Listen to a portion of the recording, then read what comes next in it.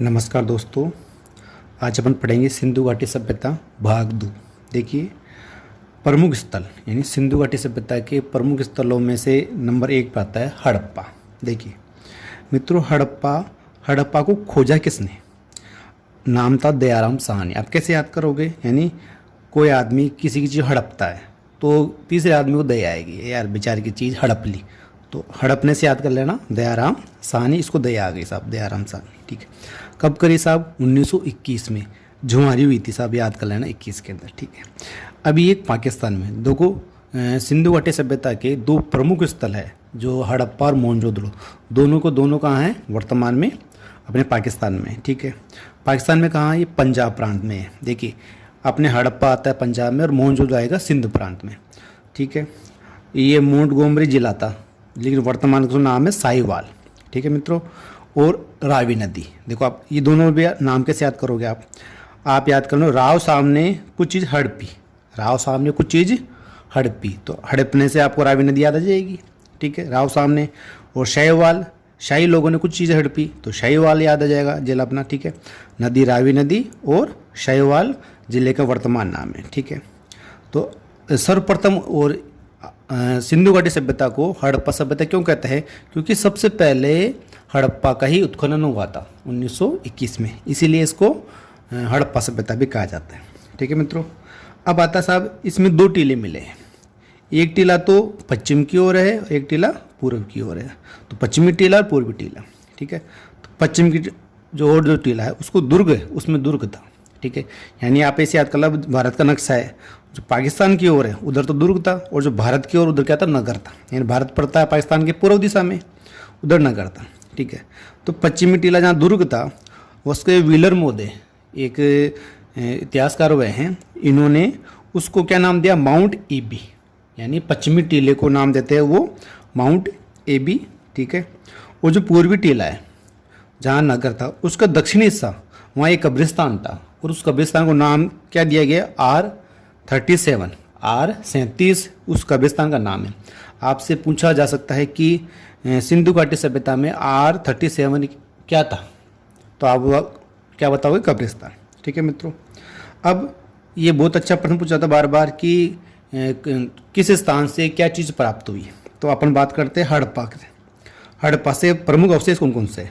Number 1 पे याद कर लेना आप, ये चीज़ जरूर देख लेना। स्त्री के गर्भ से निकलते हुए पौधे की मृण मूर्तियाँ, यानी मिट्टी की मूर्तियाँ मिली। एक स्त्री है, उसके गर्भ से क्या निकल रहा था?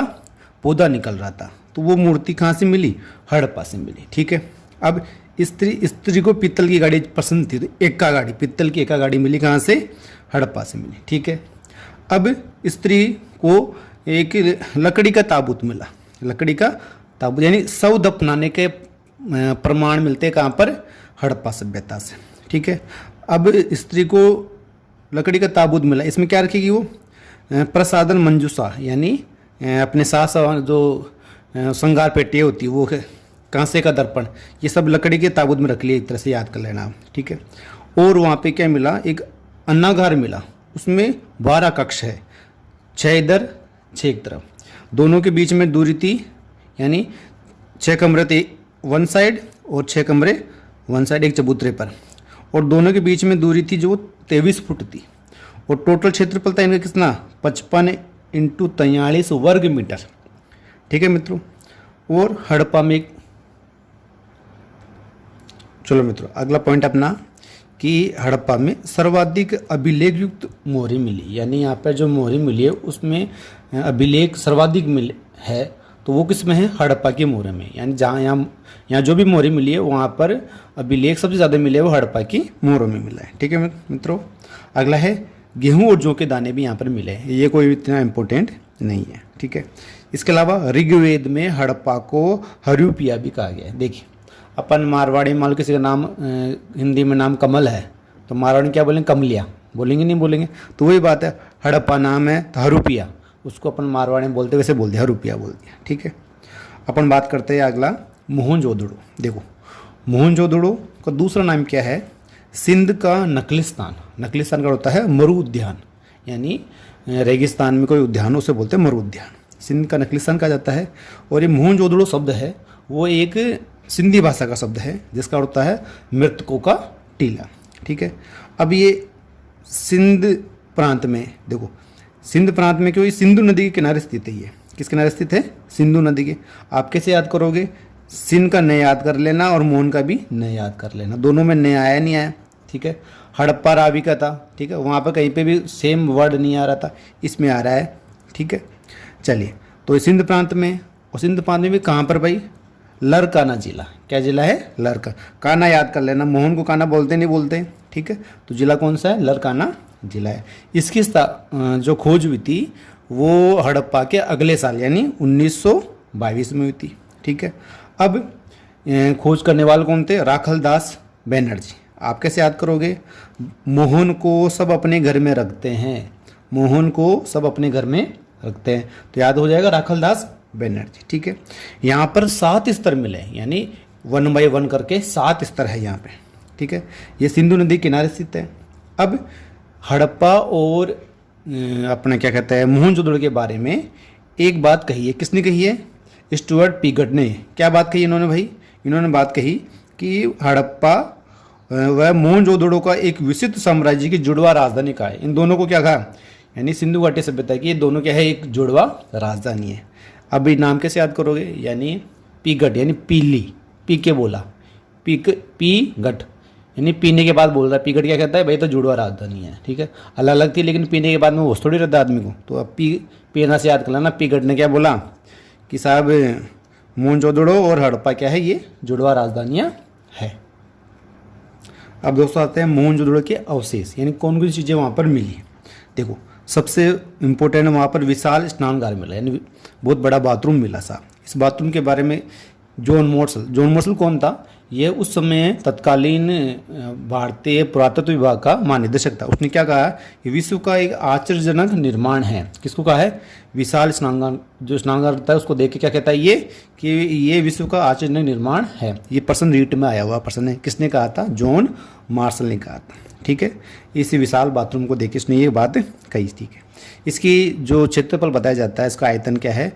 39 × 23 × 8 फीट क्यूब, यानी इसकी गहराई कितनी है? 8 फुट है, चौड़ाई 23 फुट है और इसकी लंबाई कितनी है? आपके 39 फुट है। ठीक है मित्रों, अब आता है यहाँ की सबसे बड़ी इमारत, यानी वैसे कहा जाता है कि सिंधु घाटी सभ्यता की सबसे बड़ी इमारत भी क्या थी? मोहनजोदड़ो का विशाल अन्नागार, जहाँ अन्न का भंडार था, वो सबसे बड़ा। पूरी सिंधु घाटी सभ्यता की सबसे बड़ी इमारत भी यही है। ठीक है, इसकी जो क्षेत्रफल क्या था? इसका था 45 × 15 वर्ग मीटर, यानी 15 मीटर तो इसकी चौड़ाई थी और 45 मीटर वो क्या थी? इसकी लंबाई थी। ठीक है, अब इसमें जो दुर्ग का टीला था, जो पश्चिम की ओर होता था, जैसे कि हड़प्पा में था, उस दुर्ग टीले पर कनिष्क, जो कुषाण शासक हुआ कनिष्क ने एक स्तूप, देखो स्तूप क्या होता है कि जो बौद्ध धर्म की जो समाधि होती है, ये जहाँ बुद्धिस्ट या भगवान बुद्ध के अस्थि अवशेष रखे गए थे, उन्हें स्तूप कहा जाता है। एक तरह से मान समाधि आप मान सकते हो बौद्ध धर्म की। स्तूप का निर्माण कराया कहाँ पर? दुर्ग वाले टीले पे, जो मोहनजोदड़ो में है वहाँ पे, उसे स्तूप टीला भी कहा गया है। ठीक है मित्रों, अब वहाँ पे क्या क्या चीज़ें मिली? सबसे पहले आ रहा है कांसी की नर्तकी। देखिए बहुत मोस्ट इंपॉर्टेंट है, ये पूछा जाता है कांसी की नर्तकी कहाँ से मिली। देखो कैसे याद करोगे? भगवान मोहन है, मोहन तो रासलीला नचा करते ही करते हैं, तो नर्तकी भी होगी रास में, तो साहब तो कांसी की नर्तकी ये 11.5 सेंटीमीटर इसकी लंबाई है। कितनी है? जो ऊंचाई बात करते हैं ना, कितनी ऊंची है इसकी ऊंचाई अपन बात करेंगे 11.5 सेंटीमीटर। अपना स्केल आता है 15 सेंटीमीटर, तो स्केल से भी कम के मानो। ठीक है, यहाँ पर एक पुजारी, यानी एक पुजारी मूर्ति मिली जो अर्ध निद्रा के अंदर है, यानी आंखें आधी खुली हुई है उसकी, और एक 100 लोडे हुए हैं, और इसको योगी मूर्ति भी कहते हैं अपन। ठीक है मित्रों, और जो मित्रों ये योगी मूर्ति थी वो सेलखेड़ी की बनी थी। सेलखेड़ी पत्थर होता है जो जिस पे आसानी से अपन कुछ लिख सकते हैं, सेलखेड़ी की पत्थर की बनी हुई थी। ठीक है, सॉफ्ट पत्थर होता है एक तरह से। और मुद्रा पर अंकित पशुपतिनाथ, यानी एक मुद्रा मिली है जिसके ऊपर पशुपतिनाथ यानी भगवान शिव, जिसको जॉन मार्शल ने आद्य शिव भी कहा है, उसकी मूर्ति मिली है। ठीक है मित्रों, इस मूर्ति के अंदर भगवान शिव की जो मूर्ति है वो 3 मुख वाली है। उसके 4-5 जानवरों का उल्लेख किया गया है। एक तो भैंसा है, गेंडा, जो काले जानवर एक तरफ है, और एक आपके हिरण है नीचे की तरफ बता रखा है, एक शेर का बता रखा है उन्होंने, और एक बेल का उल्लेख कर रखा है। ठीक है मित्रों, इसके अलावा आपके मोहनजोदड़ो में सर्वाधिक मोहरें प्राप्त हुई है। देखो अभिलेख युग तो जो मोहरें प्राप्त हुई वो हड़प्पा से प्राप्त हुई, लेकिन जो सर्वाधिक मोहरों की बात की जाए तो कहाँ से मिली, वो मोहनजोदड़ो से मिली। ठीक है, यहाँ पर महाविद्यालय, देखो भगवान कृष्ण है, मोहन है, तो मोहन कहीं ना कहीं तो पढ़ने जाएंगे, तो वहाँ विद्यालय भवन बना दिया साहब ने। ठीक है, तो आपको याद हो जाएगी। और पुजारी, मोहन की पूजा करने वाला पुजारी भी होगा, नाचने वाली नर्तकी भी होगी। ठीक है, पशुपतिनाथ भगवान शिव, भगवान कृष्ण शिव के उपासक है, तो उनकी भी मूर्ति होनी चाहिए, सीधी सी बात है। तो आप ये सब जोड़ोगे आप एक दूसरे से तो आपको याद हो जाएगा। ठीक है मित्रों, देखो मित्रों ये है कांसे की नर्तकी जो मोहनजोदड़ो से मिली है, और ये आपके जो पुजारी मूर्ति मिली है ये शोलोडे हुए हैं, ये अर्ध निद्रा के अंदर है, ये योगी की मूर्ति है मिली है।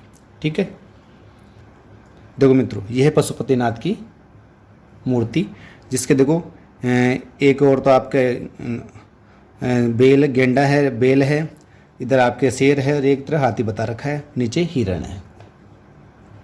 चलो मित्रों अगला अपना स्थान आता है चहूदड़ो। देखो चहूदड़ो, इसकी खोज उत्खनन करते हैं, वो करते हैं 10 साल बाद में, यानी हड़प्पा की जो खोज उत्खनन हुआ था 1921 में, उसके 10 साल बाद यानी 1931 में। ठीक है, अब चहू में नहीं आया, सिंध में भी नहीं आया, तो अब सिंधु नदी किनारे स्थित है। ठीक है, चलिए तो सिंधु नदी किनारे तो सिंध प्रांत में होगा और पाकिस्तान में है। ठीक है, अब इसके खोज करता कौन है, आपको भूल भी जाओ तो याद कर लेना, चहू और मजनू होते हैं।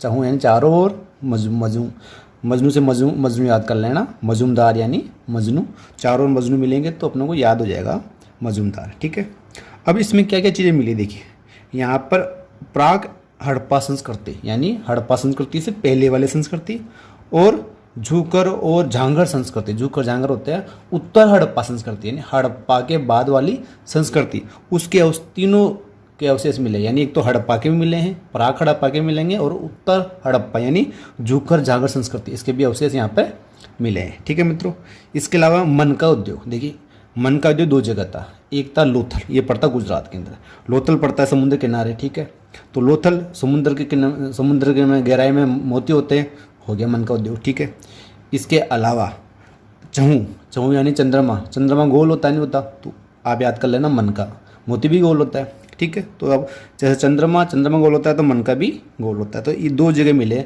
लोथल और चहूदड़ो मन का उद्योग। ठीक है, इसके अलावा यहाँ पर वर्गाकार ईंटें मिली यानी टेढ़ी ईंटें मिली, ऐसी ईंटें कहीं पे भी नहीं मिली, वो केवल कहाँ मिली, चहूदड़ो में।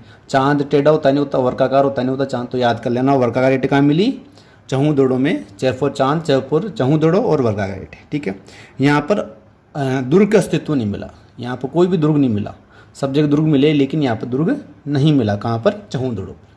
ठीक है मित्रों, आशा करता हूँ आपको वीडियो अच्छा लगा होगा।